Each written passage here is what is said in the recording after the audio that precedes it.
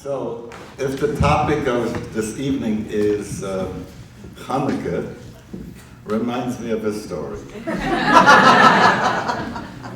It so happened that a young rabbi came of probe, to test them out and to see if they really would like to hire him for that congregation.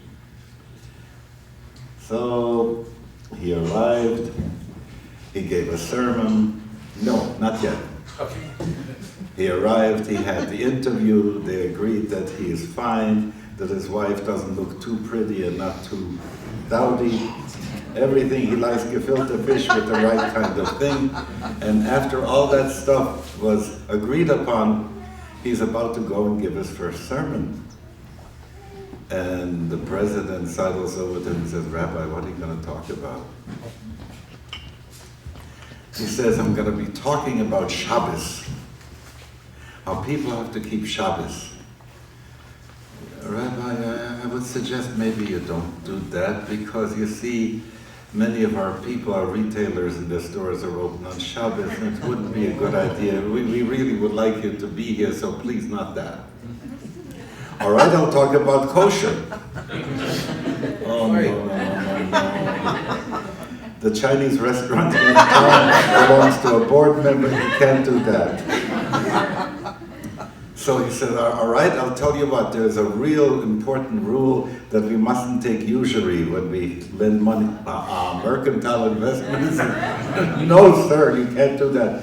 "So, my dear president, I'd like to be a rabbi here. I like you and I like the community. What do you think I should talk about?" He says, "Judaism."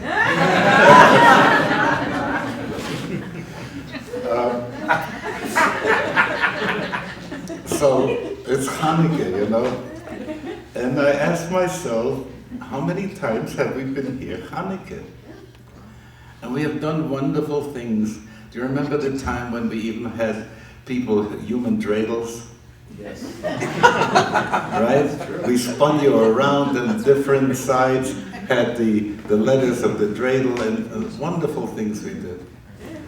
And we talked about the important things that have to do with what the battle was about.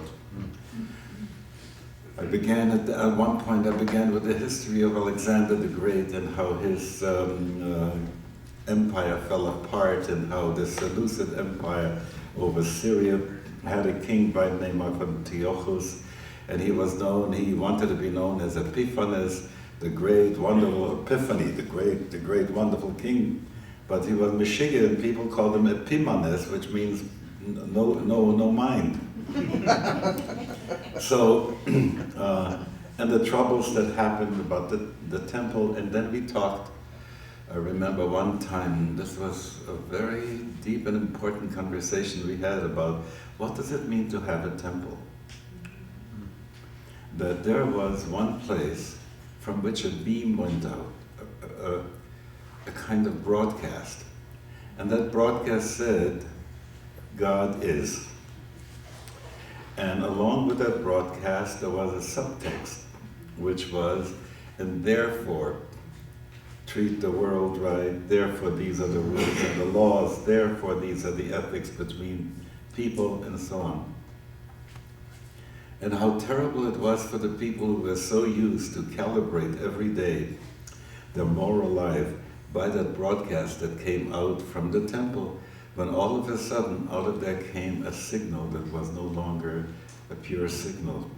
In other words, they had desecrated the temple, and if you can understand what this is like, it's like jamming the broadcast, and mittendrin, where it should be coming about there is a God, along with becoming some kind of a rap guy, mittendrin. So you understand, so that there was some turbulence in that transmission. And it upset people a great deal, and so then you get the high priest, Matityahu, the son of Yohanan, and the battle that ensued, and all the difficult things that were happening at that time. It's a strange thing, because when I reflect on that, what do you think those Syrians would have called the Maccabees? terrorists. You know, because they were at that point trying to reestablish for themselves what their life was to be, and they didn't want anyone to interfere with that. But there were the people who considered themselves to be the carriers of the great culture, and here was this kind of tribe, dark tribe, that didn't want to go along in their way. We have so many modern counterparts to this story. When you start looking at the expansion of global business into areas of people where they had a different kind of way of life for themselves for generations, one that was a lot more sparing of the earth. Even I just came back from being in Australia and New Zealand, and what a remarkable thing that was to meet the elders, Aborigine elders, and meet Maoris, and to get a sense of why it is important that their culture should remain what it is, and how the kind of rape that our kind of northern chauvinism has done over the southern hemisphere in general to try and colonialize it and so on and so forth, and wasn't at all aware of that powerful, life-loving thing that is in the southern hemisphere. The night we looked at the southern sky was so amazing to us. Star, star, star, star, star. And the Southern Cross. The density, you know, we always think of empty space, but when you see a sky like we saw that time, it didn't feel the space was empty, you know. The fantastic number of bodies that gave light, and we don't even know yet about the dark stars and the dark masses that are out there. So you could imagine what we saw in this world, in that world. So I want to say it's important that people should keep their culture. And how wonderful it was when we were in the New Zealand Airlines, and we found that every English word was also translated into Maori there. And I was saying, Kosacoff. So, of course, one of the things that was so abhorrent to our ancestors had to do with the attempt of the culture that was coming in and colonializing, taking over that area, the attempt to stamp out the culture by forbidding studying Torah, by forbidding some of the essential practices like circumcision and so on. And we read this stuff as if it happened long, long ago, and it keeps happening. We had the great privilege to visit a school in New Zealand, one of several, where the children, who are Maori children, are taught in the Maori language. And this is a tikkun, it's a repair on the generations, there are 2 generations, when they were forbidden to speak their language, in the same kind of attempt to stamp out the culture. And it's happened here in the United States. I know friends in Alaska where I used to teach who lost the language, or whose parents lost the language, but their grandparents still had it. And so the school was trying to bring the grandparents back to teach Athabaskan, to teach Yupik and Yupiak, etc. And the thing is, the culture that goes in and does this is always, amazingly, blindly convinced of the inferiority of the culture they're invading and their right to do this. So don't think it's something that only happened then. So this leads to an important part, but I'm going to let this hang for a little bit because we still have to review a few other things from last time when we talked about Hanukkah. One of the things was that the description that on Hanukkah everybody is a super Jew. How is that? Because the rabbis in the Talmud were saying, what's the rule about Hanukkah candles? And they said, every person and their household one candle. Ner ishu veto. One person, one family, one candle. Then they said, Mahadrin, those people who are even doing it better, who are more religious, if you will, they're the ones, one candle for each person in the household. Then Hamahadrin and Hamahadrin, those people who are the most observant possible people, they light. And here comes Hillel saying from 1 to 8, and here comes Shammai and says from 8 down to 1. So here you have an understanding that everybody, we are all lighting all the 8, so that makes us very special Jews, according to that way. But then the word lahader means also to make beautiful. And there's always been that, if I were to say, go back 40 years and look around what was announced to be sermons in temples and synagogues, we would hear very often the difference between the beauty of holiness and the holiness of beauty. The Greeks are the ones who complained that, who demanded that we should look at the holiness of beauty. Beauty is the most holy thing there can be. And we would go and talk about the beauty of holiness. And I think I told you then the story about Moshe. Moshe, the one who's cross-eyed. Don't you know Moshe? He says, no, I don't know Moshe. Moshe is cross-eyed, he limps a little bit. You don't know Moshe? No, I don't know Moshe. He also has a hunchback. Oh, Moshe. A Shena Yid. A beautiful Jew. Okay? So you get a sense that beauty was measured in other ways than let's say, the advertising agencies would measure that. It would look for the beauty of a soul, it would look for the beauty of a person on the inside. So we were talking about how this issue of bringing back to our observances an aesthetic which then creates the tikkun that is necessary, because the menorah is on the left bottom side of the door. That makes it having to do with Hod, and Hod is the issue of beauty. And Jacob's left thigh was dislodged, and that represents Hod. And it's time to make beauty, bring beauty back. And that was the other thing that we talked about. So we had the broadcast from the temple that was upset. We talked about the situation, what is called beauty in this setting and what needs to be fixed again to create a better aesthetic. And now we come also to the other part that we were saying. According to the Talmud, they were asking, how long should the candles be burning? And they gave an answer. And they said, you begin from the evening on, when it gets dark. And how long should they be burning?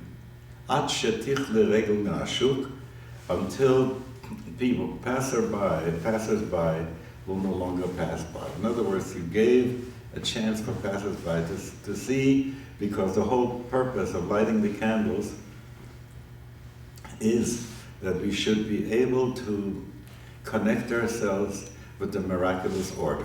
Right.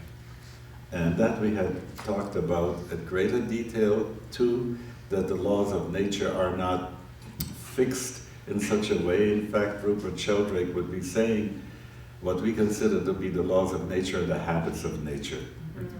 And when there is an interrupt in the habit, like in a spontaneous remission of someone who is ill, and the miraculous order makes its appearance, or if there are those amazing coincidences,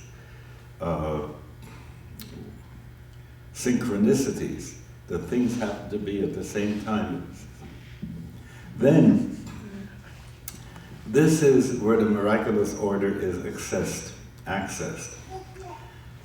Oh, do we need the miraculous order now? You know? And so the question is,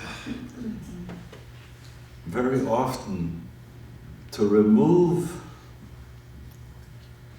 the lock over our expectations.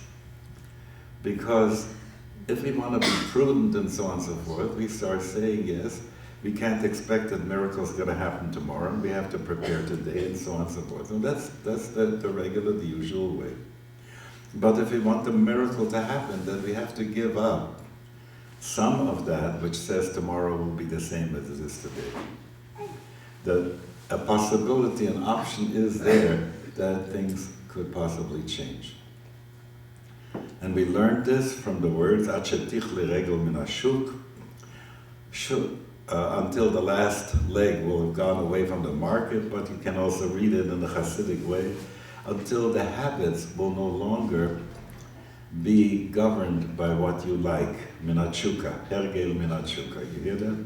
Achetich regel min hashuk, until the habit will no longer be as to what you like and what you don't like. And then you can get closer to what is in truth.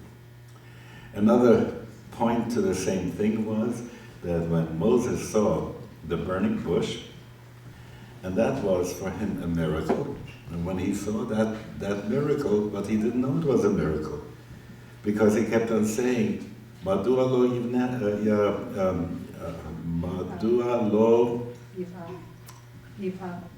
Yivar Hasne, thank you.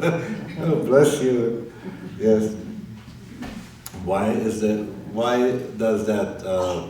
that bush not burn up completely? Why is it not consumed? And then you have the situation, he comes closer, and God says to him, Shal na'alecha me'al raglecha. Take off the shoes from off your feet. And we learned at that point that na'al means a lock. Noel Delit. Same word for shoe. As for shoe. And regel, foot, also has the word of habit. So unlock your habitual system, and it's possible for the miraculous order to come in. So this was just a review of some of the things we have done before. And I just want to remind you, because I didn't want to have to do this all over again, because today I want to concentrate on something else.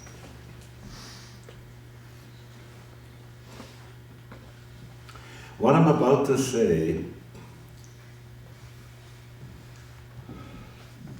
is contrary to the usual way of our political correctness. Okay? So watch out. Usually, when we are looking at our liturgy, we don't want to say that we are the chosen people and the other people are nothing. So when it came to the blessing over the Torah, we changed something and therefore say, Asher bachar banu im kol ha'amim, who has chosen us with all those people. And we don't want to aggrandize ourselves to say that we are choice and prime and that they are just the leftovers, okay? And that's very clear. So I want to begin that I'm not trying to upset that by what I'm about to say. Okay? So having put out that warning and having pointed out how much I care for the cultures that are the indigenous Aborigine cultures, the cultures that are all over the world, and like I like to say often, that I believe that every religion is like a vital organ of the planet. And it's not that we would want everyone to become Jewish in this way, which would be as ridiculous as saying, let the whole body be liver. Okay? So it just can't be that way. So we need to have every organ, and we need to have every people, and so on and so forth. So now I'm about to go ahead and say something that sounds contrary, but it isn't. So hold on. During the time that the Hanukkah story began, a demand was made by the conquerors, which the Talmud tells us in the following words. They asked, Kitvu lachem al keren hashor she'ein lachem chelik v'elokei Yisrael. We want you to write on the horn of an ox, and I don't understand that whole business. because I don't know whether this meant an ox or just to go ahead and say publicly proclaim. Okay? She'ein lahem, she'ein lanu chelek b'elokei Yisrael, that we no longer have a part in the God of Israel.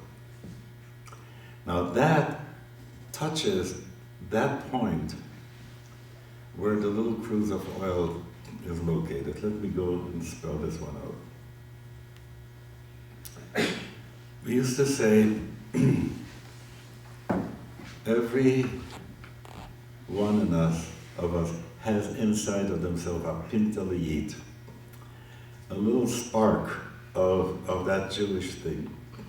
And how did they describe that in the Kabbalistic literature?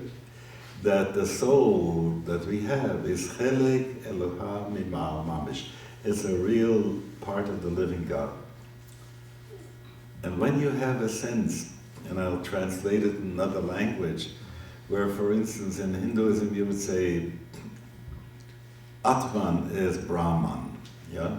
To say that the soul of a person, the self, is also the great self, Brahman. In the same way we would say, Yechida shebenefesh, that very unique part of the soul, that is a chelik elokah mimal. It isn't even separated from God, it is just part of God. So, when somebody wants to take that away from you, it gets to the place where people were choosing martyrdom.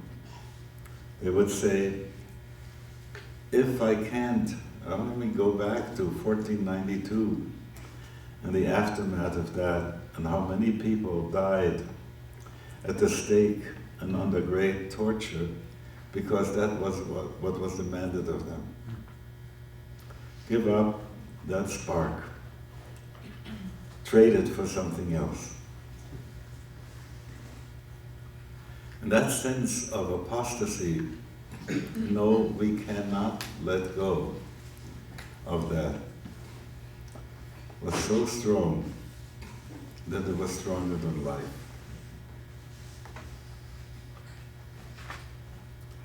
There's so many instances of that. Now they're trying to find out what makes biological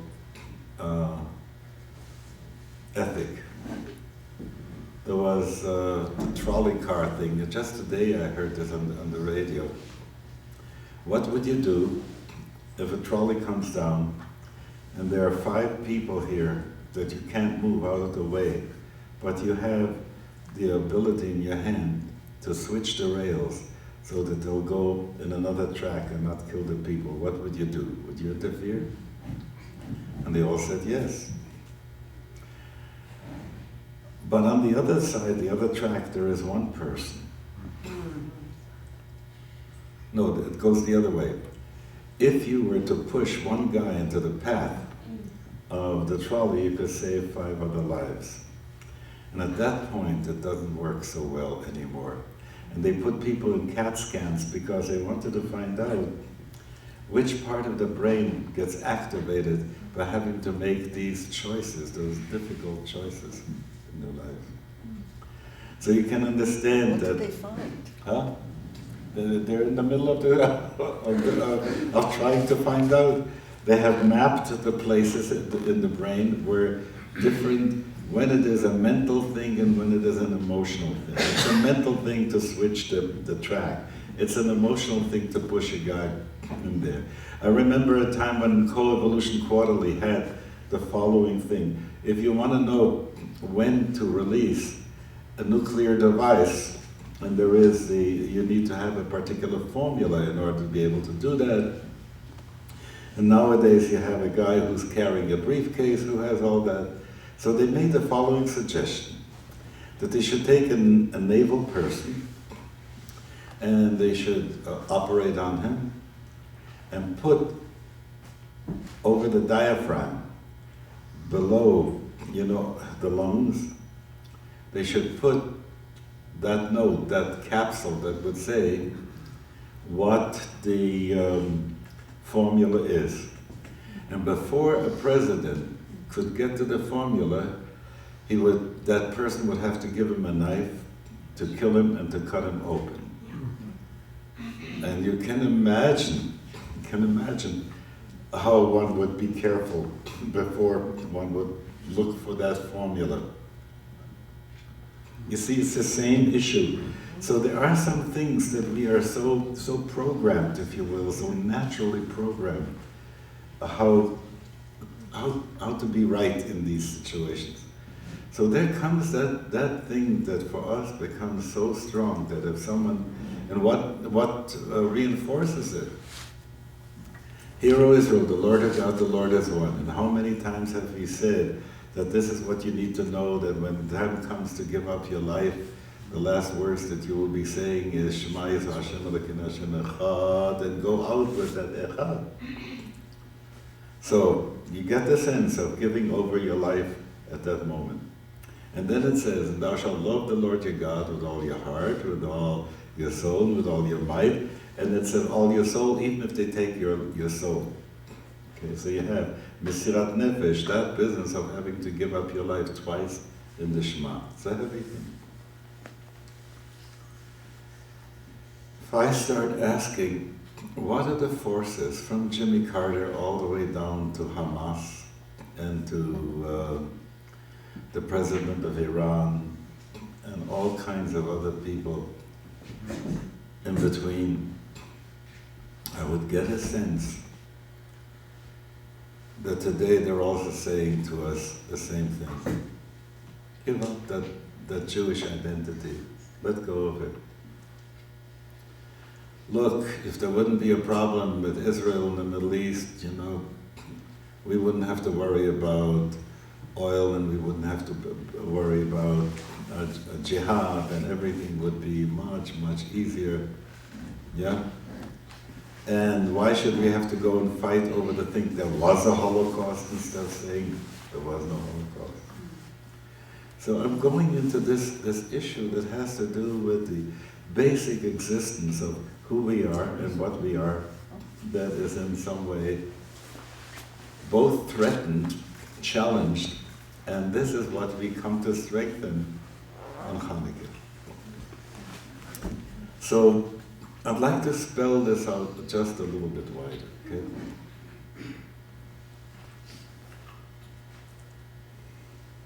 Remember, I said before, I'm not saying that we are better than everyone. I'm just saying that we have a task to do. Whenever I start looking at the lists of people who are doing humanitarian things, and I look at the number of our people that are there, I'm proud. If I were to look at the membership of the Rifle Association, I think I wouldn't find too many of our people there. If I were to look at the Doctors Beyond Borders and look at names there, I would find that we are well represented.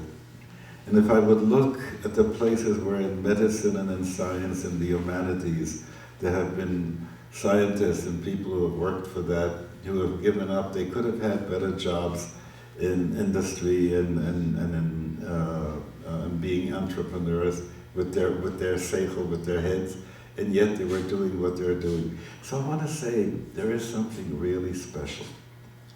And I want to talk about what does it take on our part to reinforce that special, because it is in some way the fibers that do things for people. I remember there was this, how did this go about the reddish and bluish roses are? Yes, it's something like this. Oh, bluish. Yes, this is after it got really mangled yesterday. Roses are reddish, violets are bluish. If it weren't for Christmas, we'd all be Jewish.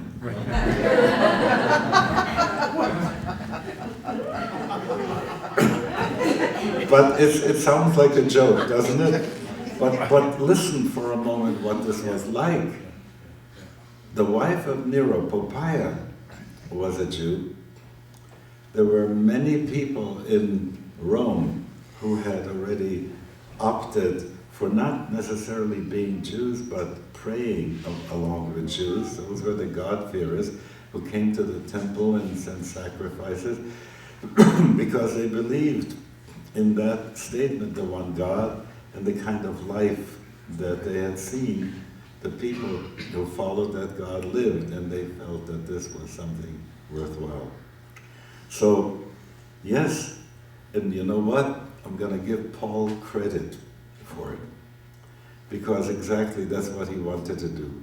He wanted to take that message out much, much farther into the world, and at the same time, if you look how this message then, through Muhammad, came to many more people.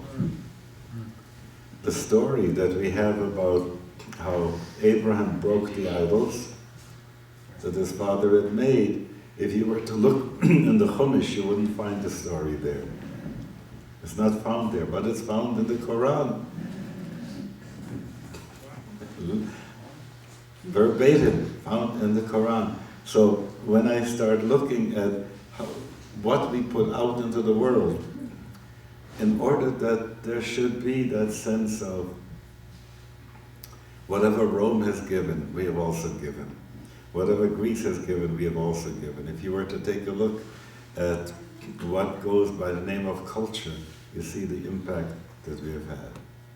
So I want to say that if you believe that these things have to do with an organismic way, then there are some things that are like hair and fingernail. If someone were to take a fingernail of mine, they would still be able to read my DNA off that fingernail. But my body is more me than my fingernails and my hair. Okay? What am I trying to say? That if we could keep the Jewish body at this point healthy, so that our part that keeps the world going, our vital organ, would be in good shape, that would help the vital organs, the other vital organs, to get into better shape. Take a look, the funny thing that when we went to Dharamsala, and there was an exchange that happened there about how should people who no longer are going to be depending on celibate monks, how will they be able to survive in a diaspora? And so we had a model to share with them. The same way when we were in Florida at the Canterbury Center, and there it was Christmas night, and we made, for those people who were there, Christmas Seder. So that instead of just eating a dinner and going to the presents, they would have a sense of going into the nativity story and do that. We have a certain amount of, how would I say, schemes is a fancy word for it. Social ways of doing things that enhance life, that enhance the cohesion of people, that creates a better kind of ethic. Okay? So now I want to ask you, if I were to check out how much of me is currently Jewish and how much of me is currently American. If I had to claim that I am still 100% Jewish, I couldn't make that claim. In fact, there are some things that I bring from my American awareness to challenge my Jewish about. There are some things that I think we could improve in our Jewish that comes from that other point of view. But then I want to say, what are the essentials that we still have to make stronger? And I come back to the crazy story from the beginning, which has to do with kosher and Shabbos and with usury and so on and so forth, to start saying, we need to enhance that. The sense of Eco-kosher is spreading. There is already, I got word that a church was using this word now, Eco-kosher, about what they're taking in and how they're using the stuff that they serve to people and how they handle their environment. So you see that this is that kind of a thing that's happening. When I look at the way in which 24/7 is ruining our lives, burning us up in such a way that we don't have any downtime, that money doesn't have any downtime, that for 24 hours commerce is driving things, that the computer chips are running faster and faster in the background. The amount of radiation is going through here. Can you imagine what it would be like if at least you want to keep Friday, keep Friday. You want to keep Saturday, keep Saturday. You want to keep Sunday, keep Sunday. But could you imagine what this would be like if there were to be a cessation of all that kind of stuff that says produce at any cost, consume at any cost, and just get into a place of being? You know? How wonderful that would be for the planet. Sometimes when I do a Sunday workshop or something, and I think about how on the East Coast they're beginning in the churches already, you know. So I want to join when that crescent of light comes across the country to take a ride on that, you know, because there's wonderful energy there, and how great it would be if there would be that kind of rest. So I see about the foods that we take and the care that we have to have. I wish, for instance, that you know, we think that we can always trust, what is it called, the Food and Drug Administration for things. But wouldn't it have been nice if no, what's the Mexican restaurant? Fast food. Taco Bell. If Taco Bell had to have a mashgiach, you know, because we now have had a situation of, it's not only kosher, it's also the issue of health that's involved over here. So I want to say, the way in which we live with time is so opposite. For years I've been talking about this business about organic time versus commodity time. The world is using commodity time, and that forgets, for instance, right now we have a lot of light here, but imagine if we only had to have a few candles in this room. We wouldn't make this session happen. We'd want to do it at another time, because when winter comes, we would like to hibernate a little bit longer. According to the Talmud, it's a funny thing. The day always has 12 hours. Which means night has always 12 hours. So in Manitoba, for instance, where I used to live, a summer day would have what amounts to 16, 17 hours. And the night would have the rest of it. Take it, turn it around in the winter when you need to sleep longer, you know. It would go, but still the day would have 12 hours. That would be organic time. Now we have commodity time. I like to point out, for instance, that if I were to be a shrink and people would want to come and see me, I would say, it depends. You have to pay for, let's say, 3 o'clock in the afternoon, $60 I see you. You know, 10 o'clock in the morning is 175. You know, because the quality of the time that I would give, the quality of my presentness, do you see what I'm saying about organic time? The sun and the moon, the Jewish calendar operates with the solar and the lunar situation. And I want to tell you something, it's also funny how it works out in the southern hemisphere. There was sitting Sukkot, it's supposed to be the harvest festival, right? And it's in the spring. So we are sitting in the sukkah, and I asked the people to bring me some matzah, so that we could have a little bit of the spring festival there. And they set up a table with the salad that you have, the karpas, so that there should be something of spring.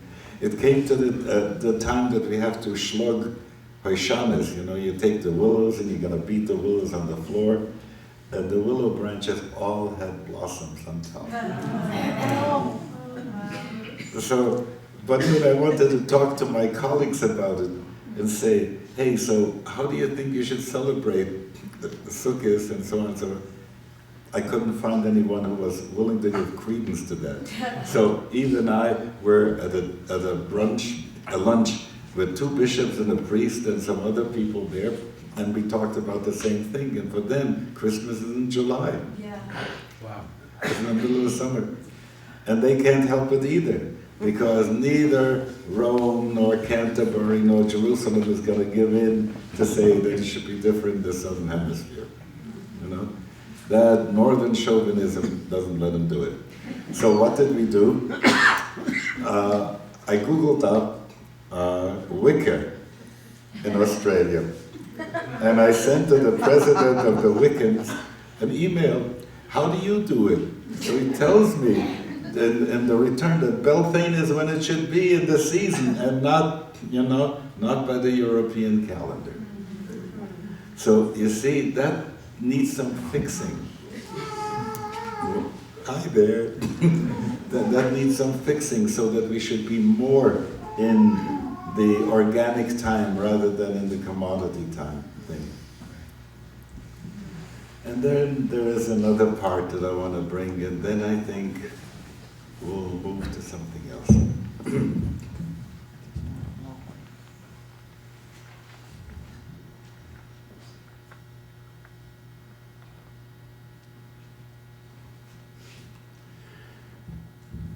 Imagine you were to live by the code of Jewish law. You wake up in the morning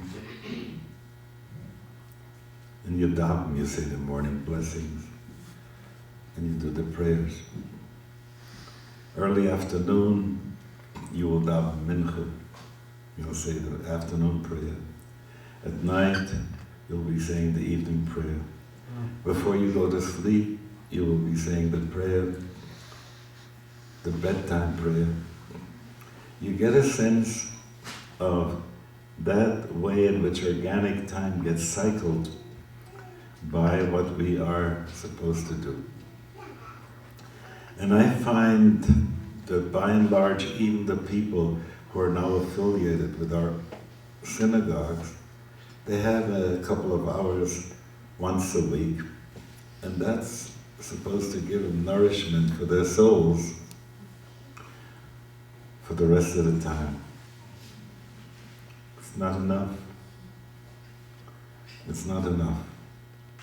So that's the reason why I translated the morning prayers into a simple English, and those booklets are out there so that you can have something that will entrain you in this way to remember that I stand in a relationship with the living God, and therefore I'm deployed to serve in the world as a Jew. Okay? The next part has to do with learning Torah.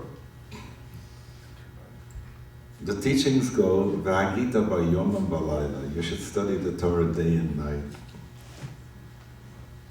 So, then they start saying, how can you do it day and night, day in and day out?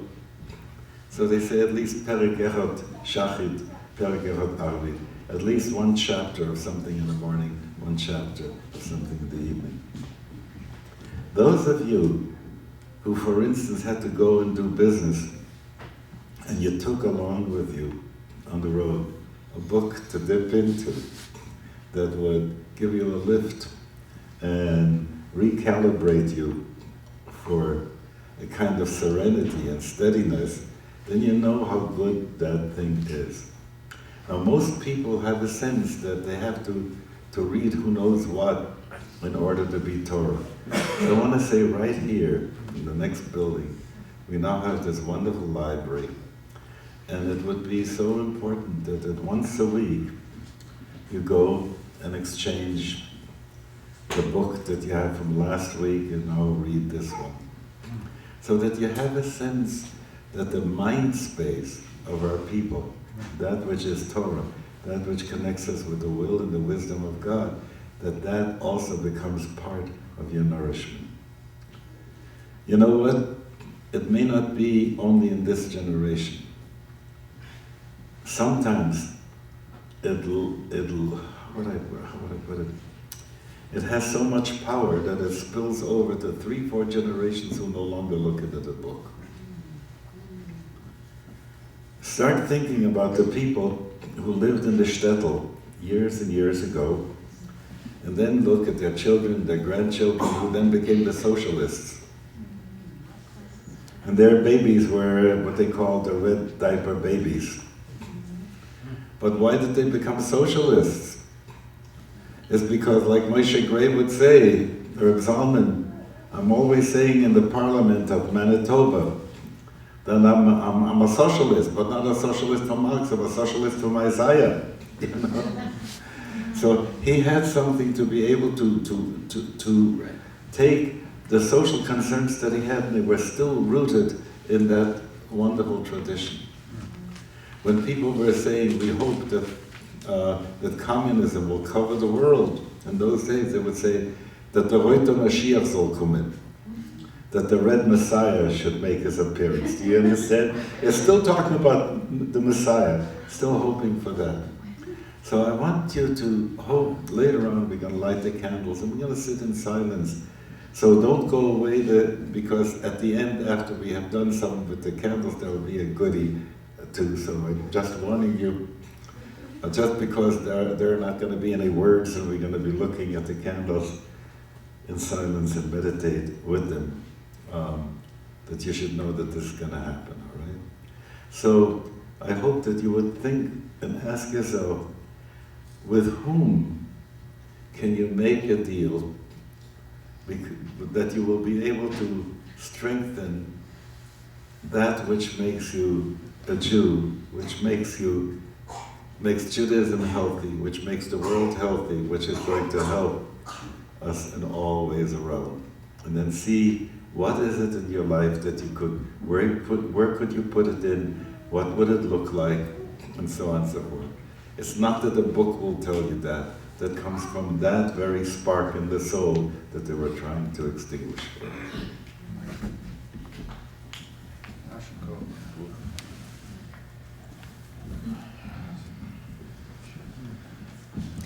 So take a breath, because we're going to shift ways of working right now.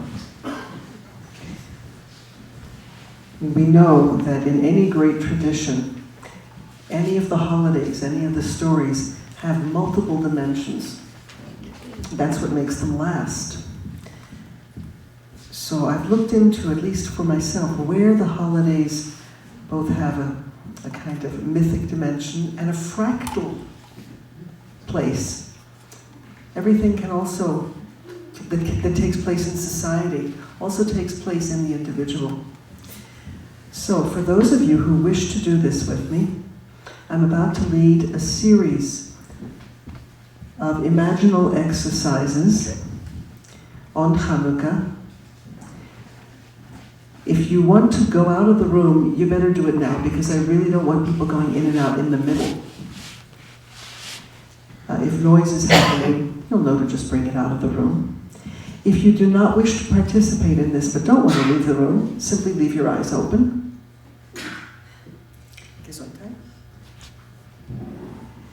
And the best way to do this, who here has done what they call guided imagery here in the States? Oh boy.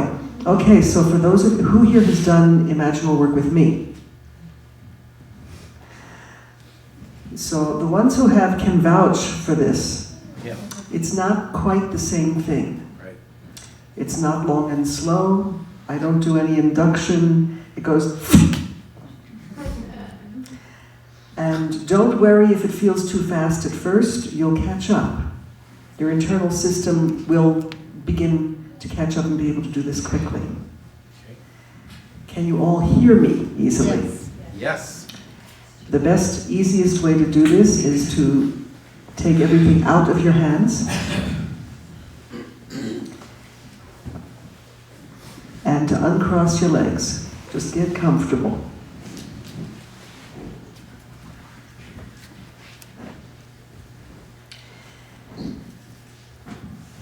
This is a long series, this one. I may break it in the middle for you to open your eyes and orient, and I may not.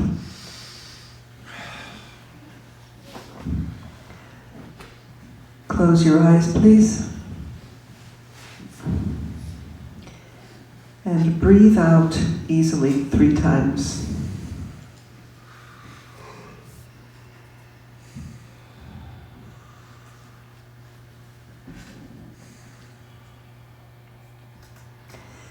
From a distance, be seeing your holy sanctuary, which is inside you. What is its shape? And where does it dwell?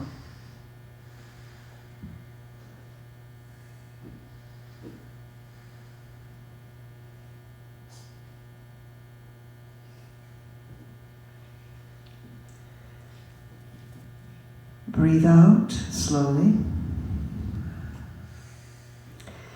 As you approach more closely, see that things are not quite right. They are out of order. What does this look like? And what do you feel?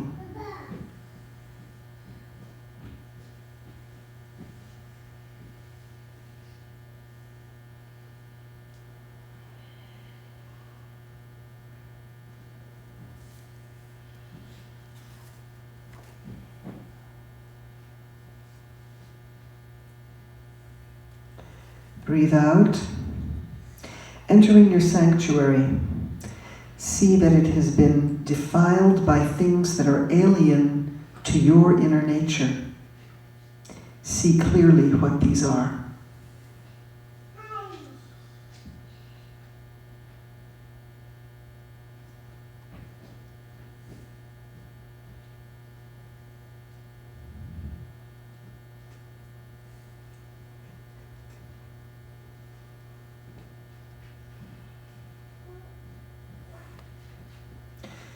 Breathe out slowly and open your eyes.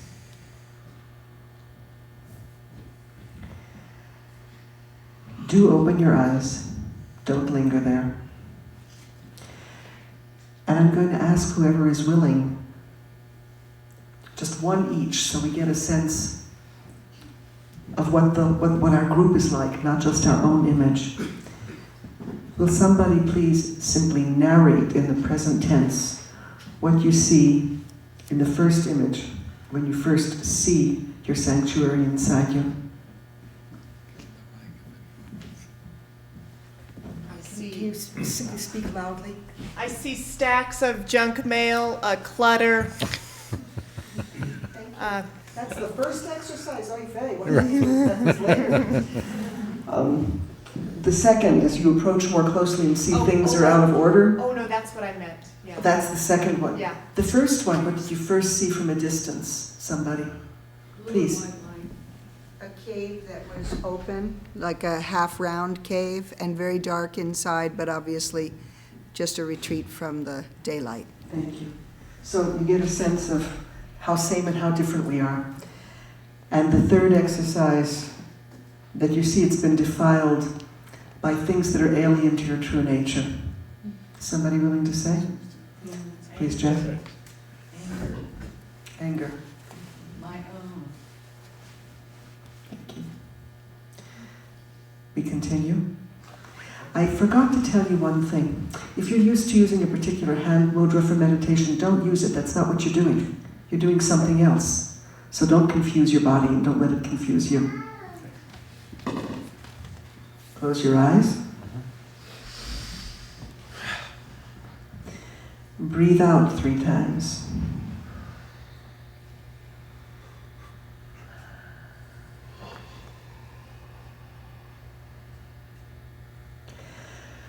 Calling on the source of your life and strength for help, be ejecting these alien intruders one by one to far away, very quickly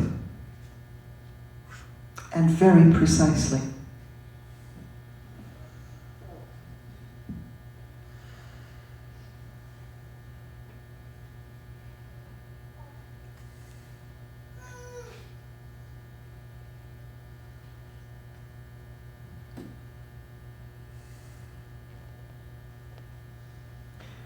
Breathe out. Now empty your sanctuary completely.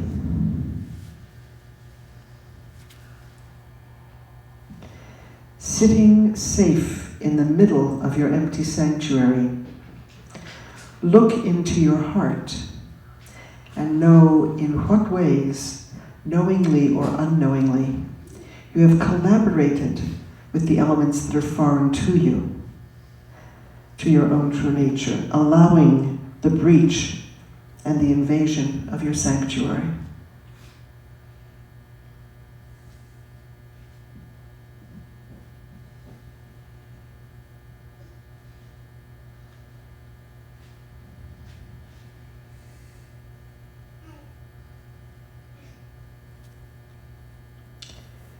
Breathe out. Glimpse quickly what it was that you really wanted, that these elements foreign to you could not truly satisfy.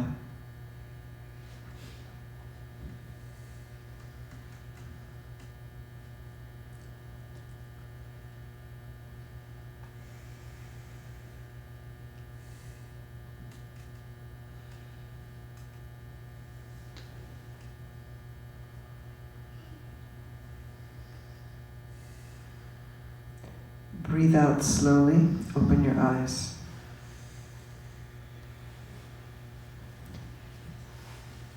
Can we collect from 3 people who haven't spoken?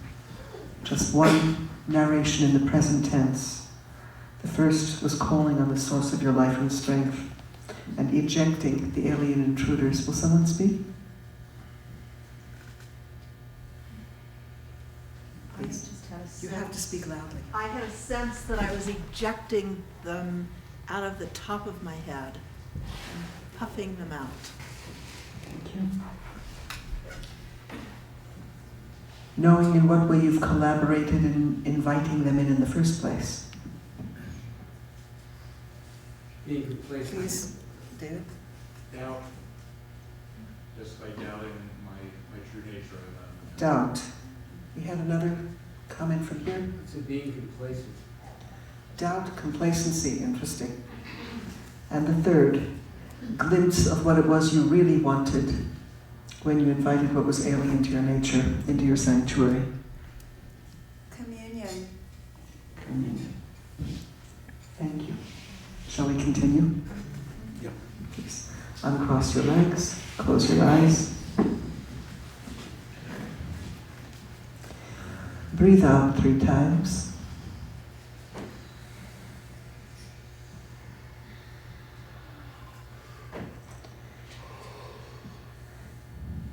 Be cleaning out your sanctuary lovingly and thoroughly.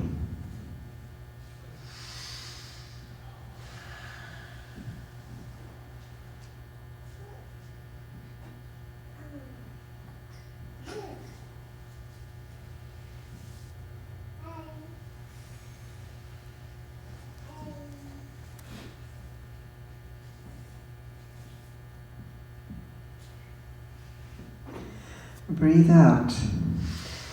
When your sanctuary is entirely clean, arrange it in its true order.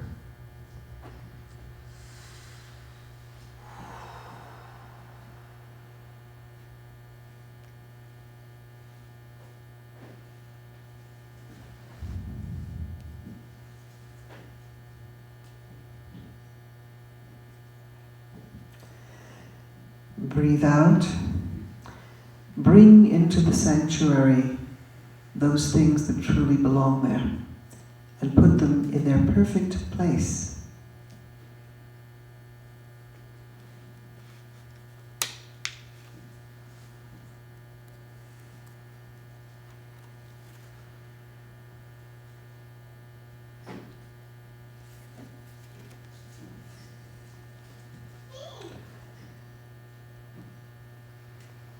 Breathe out. Putting the lamp in its perfect place. Be taking the drop of light from your own heart to light it. What happens?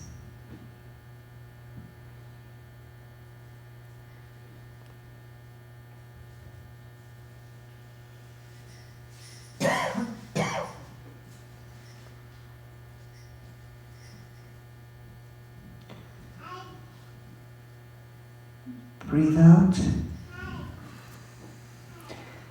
And feel how, when your inner sanctuary is cleaned and restored, you can hear there the message that is for you, for now. What do you hear?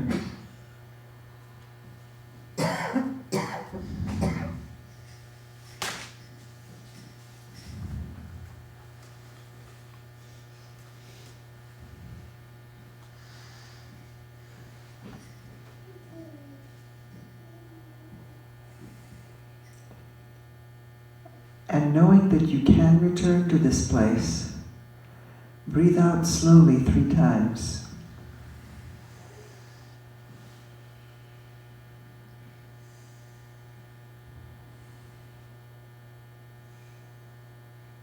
And open your eyes.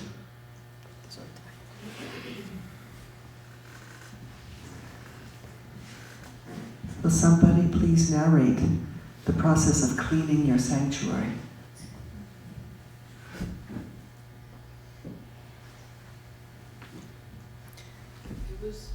Scrubbing, hands and knees, brushing and polishing. Thank you. Arranging it in its proper order and bringing in what belonged there. Please. I put love in my heart, compassion in my gut, wisdom in my throat. Thank you. Can everybody hear that? The lighting of the lamp. So, second chance. You have to speak louder. Second chance. Second chance.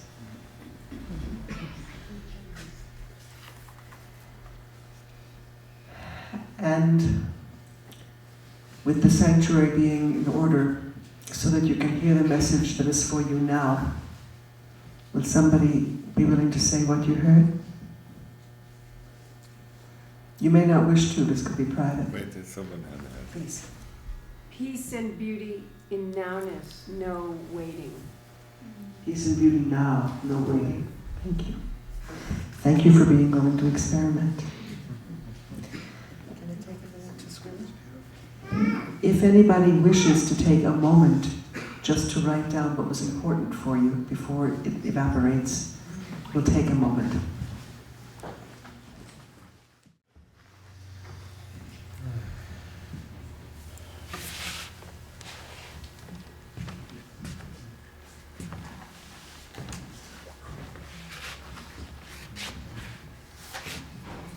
We always have trouble with the lights here, you know?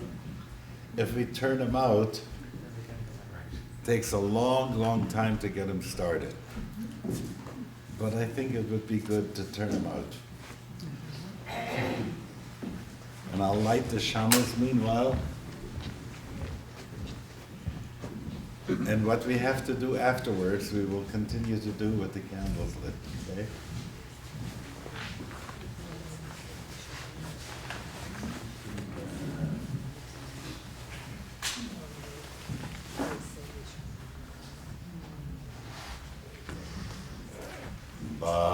Baruch atah Adonai Eloheinu melech haolam asher kitshanu b'mitzvotav v'tzivanu lehadlik ner shel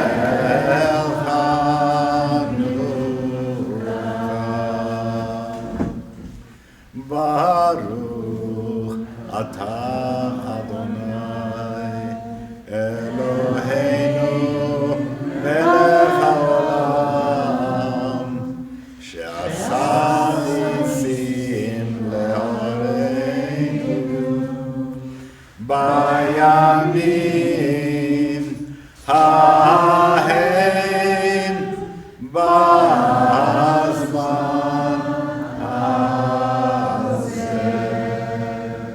There may be some people here who haven't lit the candles before, so with them I want to say, Baruch atah Adonai, Eloheinu melech haolam, shehem yanu, v'kimanu,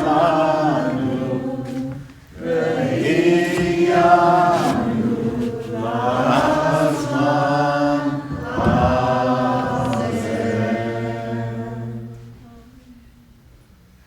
The formula. Hanerot halalu anachnu madlikim. We light these candles for the miracles and the signs and the amazing things which you, God, have done for our ancestors at this time in this season, in time gone by. You did this through those who were your priests, your servitors,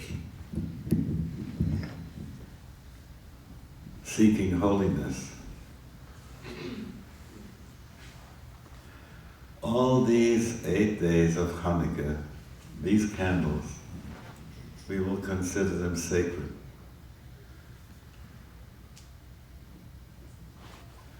We will not try and make a utility of them. We'll just want to see them.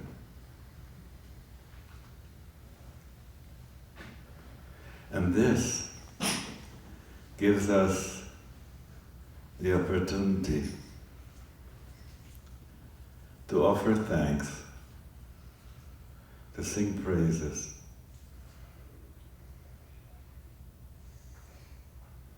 to your holy and great name.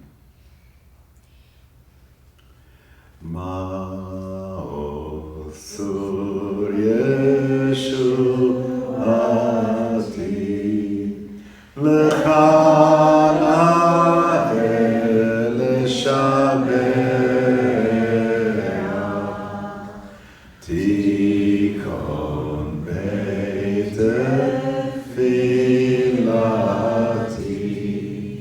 v'sham todah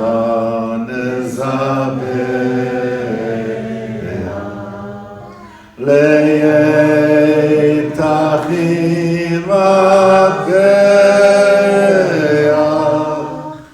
mitzar hamnabeach az egmor b'shir mizmor Chanukah ha-mizbeach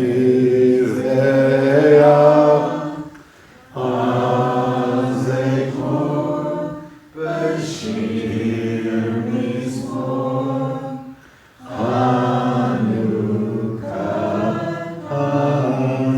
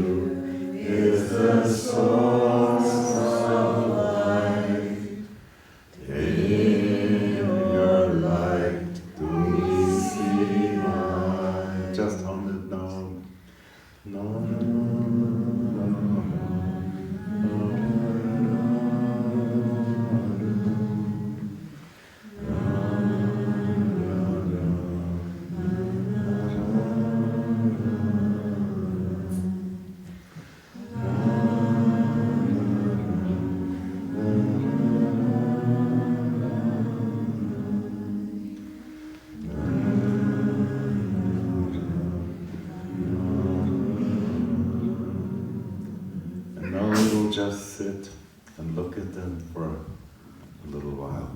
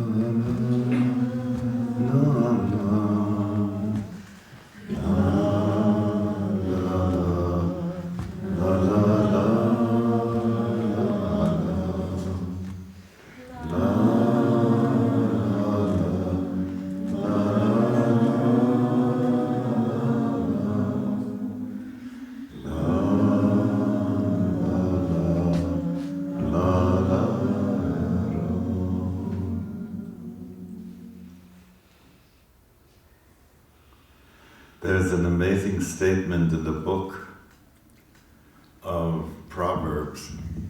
It goes, Chanoch lana'ar al pi darko, gam ki yaskin lo yasu mimenu. Teach the young one according to his way, so even when he gets old, he will not turn away from it. There's a little kid in each one of us. I hope you still have a way to contact that little kid inside of you. Remember, you'd want to get Hanukkah geld. Hanukkah geld. And the teaching goes that God gives all the children Hanukkah geld. So go to the place in which, as your child, you have as being a child, you have a fond wish for something that should happen in your life, and place that wish in the sanctuary. And the hope, more than the hope, and the certainty that God will see it there in that sanctuary, that wish, and make it become a reality in your life. Amen. Amen. So we'll sit with that now for a while and just hold up our wish.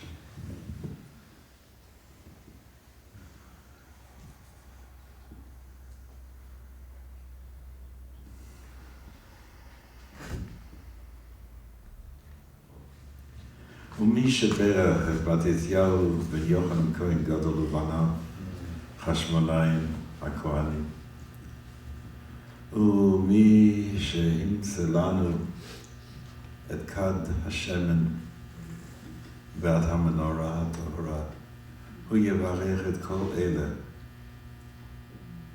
ששאיפתם במקדש שלהם, ותשלים משלים דליבוי וליבו לכל עמך ישראל, לטוב ולחיים ולשלום. Amen. Amen. And now while the light is about to come on, I want to talk about the Dreidel.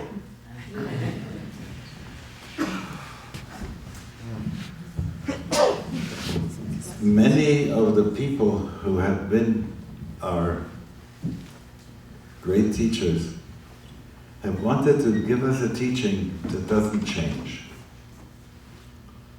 You know, V'zot HaTorah Asher Sam Moshe Lifnei Bnei Yisrael, and it hasn't changed all along. This is the Torah, it's always been the same. And like the guy says, Baruch Hu et Hashem HaMvorach, it ain't necessarily so. It changed. Because it is a living thing, it's Torah Chaim, Be'avat Chesed. It is a Torah of life and it loves kindness. And if you don't change at times with what's necessary, that's an unkind thing. Why do we need kindness more than anything else around the next little while? So,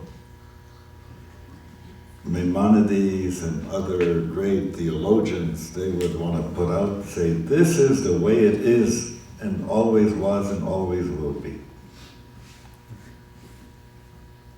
So that Nachman of Breslov says, reality is like a dreidel. That which is above becomes that which is below. That which is below turns out to be above. That which is right goes over to the left. That which is left goes over to the right.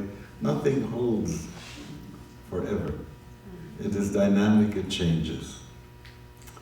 It's in this moment that change is possible, that the miraculous order can appear. So, sometimes I wish that I could make my head become like a dreidel, you know? I have so many things in my mind that I say, that's the way it is, that's the way it has to be, you know, that's the way it should be, and so on and so forth. I have a little dreidel, you know? I made it out of head stuff and give it out today, and so that the dreidel should fall as this moment wants it to fall, and that I should be able to see the letter that comes up from me at this point. I think if you can keep that also around during the Hanukkah time, to start saying, what would it be like if it came out like the dreidel falls, you know? I remember what you did when you spun us like dreidels. Yeah. You did dreidel I Ching. That's right. Remember, he did, one of the sides was old yang, old yin, yang. I remember this now. I remember. Yeah. So there is that wonderful possibility of the switches and of the, then comes Latkes. Latkes. Latkes has to do with, we say potato latkes, but it's not potato latkes. Samosas? Pakoras? It was cheese. It was cheese. They used to say Käslach. Look, you know, what did we find when we were in New Zealand? They don't have potatoes there, they call them? Kumara. Kumara, right? And potatoes came from here, and there weren't any potatoes in Europe before 1492. And the kumara may have come from South America or the islands also. So you see, in this way, we can't say that when the miracle of Hanukkah happened, from that moment on we ate potato latkes. So what were the latkes made of? They were falafels. No. It's another miser. Falafel we borrowed from other people. And they were Käslach. And the story is about Yehudit and Holofernes. Remember the story of Judah. There was a siege laid on the city of Jerusalem. And Holofernes was a general there. And as many generals like to have nice young ladies to visit them at home, And there was word out that the daughter of the high priest, Yehudit, was really a looker. So he sent someone pimping for him. And poor Yehudit said, how am I going to deal with that thing? So she had a servant come with her. And she said, not only will I spend the night with you, but I'm also going to prepare a very beautiful ethnic meal. So she took the cheese and she grated the cheese and she made Latkes with them and put a lot of pepper and salt inside. And he ate and he was thirsty and she gave him wine. And by the time he was shikker, she cut off his head and snuck back out of the camp. And the next day, when they started to make an onslaught on the city, there the head was looking up at them and saying, so they decided to lift the siege, and that's due to Yehudit and Holofernes. That's one of the books. And the cheese latkes, right? Okay, so we talked about latkes. The only thing that I don't know is sufganiyot. If anybody can tell us how they ever made their way into Hanukkah, I don't know. It has to do with being boiled in oil. All right, boiled in oil. Very good. So, a kind of latke. I remember then Faschingskrapfen, they used to call them. They were, how would you say, Mardi Gras kreplach. That's the best way in which you could say it. They were filled with jelly and so on and so forth, and dusted with sugar and top.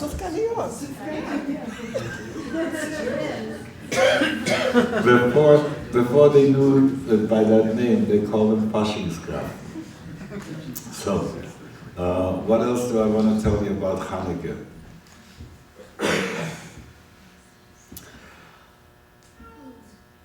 Gambling on Hanukkah was an okay thing. Remember that song I used to sing for you?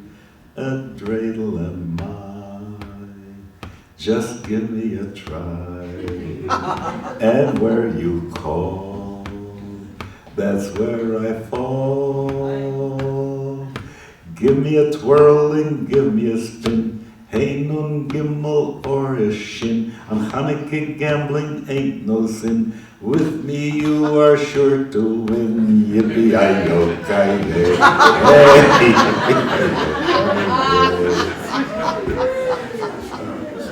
So that has something to do with the dreidel. You know, I've run out of steam at this point, and I want to wish you a happy Hanukkah and bless you all. It was a delight to be with you. And I do hope that some of those things that you heard deeply and what you got in your sanctuary and the things that were challenging to you that said, yes, I want to firm up a little bit the way in which I am Jewish and the way in which I make room for the miraculous order. So let that be a good thing for us.